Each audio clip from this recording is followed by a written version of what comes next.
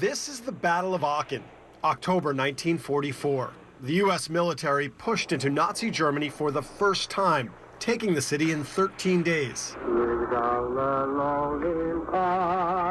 The army quickly organized a Jewish prayer service, a first in a German city liberated in World War II. Scores of Jewish soldiers took part.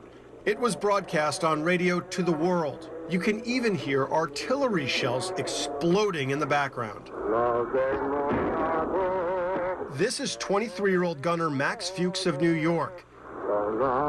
That's his voice.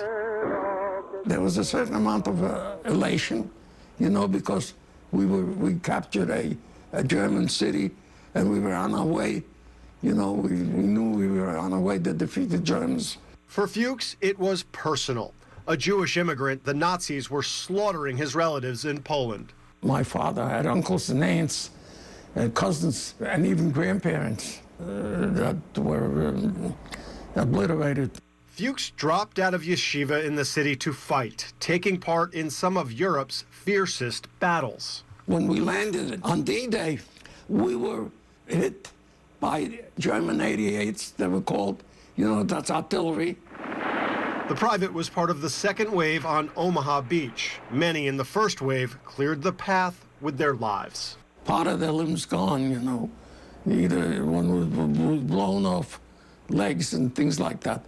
So they were the ones that made a path for us to go up on the hill. Fuchs and his unit pushed on, liberating France and Belgium before the Battle of the Bulge, Nazi Germany's last offensive. Once we defeated them in the Battle of the Bulge, we knew we were on our way.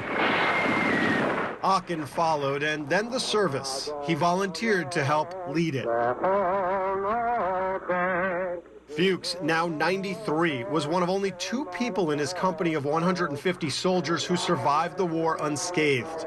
He was not among the Americans who liberated concentration camps.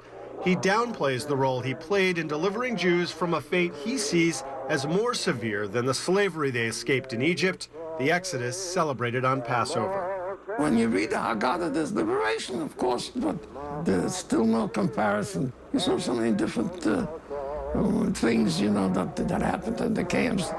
You still feel it today. What can I tell you? This is after so many years.